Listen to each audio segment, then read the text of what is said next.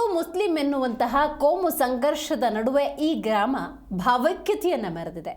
ಹೌದು, ಈ ಗ್ರಾಮದಲ್ಲಿ ಭಾವೈಕ್ಯತೆಯ ಹೆಸರಿನಲ್ಲಿ ಯಾವ ರೀತಿ ಹಿಂದೂ ಮುಸ್ಲಿಂ ಬಾಂಧವರು ಜೊತೆಯಾಗಿದ್ದಾರೆ ಅನ್ನೋದನ್ನು ನೀವಿಲ್ಲಿ ಗಮನಿಸಬಹುದು.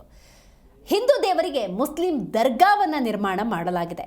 ಭಾವೈಕ್ಯತೆಗೆ ಸಾಕ್ಷಿಯಾಗಿದೆ ಬೆಂಡೆ ಬೆಂಬಳಿ ಗ್ರಾಮ.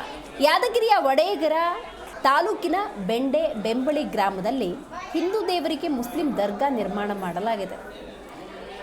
ಈರಗಪ್ಪ ಮುತ್ಯಾನ ಸಮಾಧಿ ಮೇಲೆ ದರ್ಗಾ ನಿರ್ಮಾಣ. ಈರಗಪ್ಪ ಹಜರತ್ ಇಮಾಮ್ ಖಾಸಿ ದೇವರ ಆರಾಧಕ. ಹಿಂದೂ ಮುಸ್ಲಿಮರು ಸೇರಿ ಲಕ್ಷಾಂತರ ರೂಪಾಯಿ ಖರ್ಚು ಮಾಡಿ ದರ್ಗಾವನ್ನು ನಿರ್ಮಾಣ ಮಾಡಿದ್ದಾರೆ. ಯಾದಗಿರಿ ಜಿಲ್ಲೆ ವಡಗೇರ ತಾಲೂಕಿನ ಬೆಂಡೆ ಬೆಂಬಳಿ ಗ್ರಾಮದಲ್ಲಿ ನೂತನ ದರ್ಗಾ ನಿರ್ಮಾಣ ಮಾಡಲಾಗಿದೆ. ಬೆಂಡೆ ಬೆಂಬಳಿ ಗ್ರಾಮದಲ್ಲಿ ಪವಾಡ ಪುರುಷ ಈರಗಪ್ಪ ಮುತ್ಯಾನ ದರ್ಗಾ ನಿರ್ಮಾಣ ಮಾಡಲಾಗಿದೆ. ಈರಗಪ್ಪ ಮುತ್ಯಾನ ಸಮಾಧಿ ಮೇಲೆ ನಿರ್ಮಾಣವಾಗಿದೆ ಬೃಹತ್ ದರ್ಗಾ. ಅಂದರೆ ಹಿಂದೂ ಸಂಪ್ರದಾಯದ ಪ್ರಕಾರ ನೀವು ನೋಡ್ತಾ ಹೋಗೋದಾದರೆ ದೇವರು, ದೇವರ ಮೂರ್ತಿ, ದೇವರ ಆರಾಧನೆ, ದೇವಸ್ಥಾನದ ನಿರ್ಮಾಣ ಪದ್ಧತಿ ಸಹಜವಾಗಿರುವಂಥದ್ದು. ಆದರೆ ಮುಸಲ್ಮಾನ್ ಬಾಂಧವರು ಅಂದ ಸಂದರ್ಭದಲ್ಲಿ ದರ್ಗಾ, ಸಮಾಧಿ ಈ ರೀತಿಯ ಪ್ರಕ್ರಿಯೆಗಳು ಇರ್ತವೆ.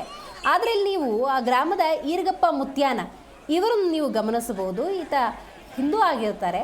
ಅವರ ದೈವಾಧೀನ ನಂತರದ ಸಂದರ್ಭದಲ್ಲಿ ಈರಗಪ್ಪ ಮುತ್ಯಾನ ಅವರ ಸಮಾಧಿಯನ್ನು ನಿರ್ಮಾಣ ಮಾಡಿ ನಂತರ ಅದರ ಮೇಲೆ ಬೃಹತ್ ದರ್ಗಾವನ್ನು ನಿರ್ಮಾಣ ಮಾಡಲಾಗಿದೆ. ಸುಮಾರು 283 ವರ್ಷದ ಹಿಂದೆ ಈರಗಪ್ಪ ಮುತ್ಯ ಐಕ್ಯರಾಗಿರ್ತಾರೆ.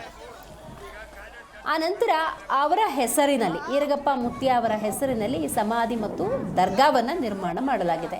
ಈ ಈರಗಪ್ಪ ಮುತ್ಯ ಹಜರತ್ ಇಮಾಮ್ ಖಾಸಿಂ ದೇವರ ಆರಾಧಕರಾಗಿದ್ದರು. ಸೊ ಹಾಗಾಗಿ ಈರಗಪ್ಪ ಮುತ್ಯಾನವರಿಗೆ ಗೌರವ ಸೂಚಕವಾಗಿ ಈ ಒಂದು ದರ್ಗಾ ನಿರ್ಮಾಣವನ್ನು ಮಾಡಲಾಗಿದೆ.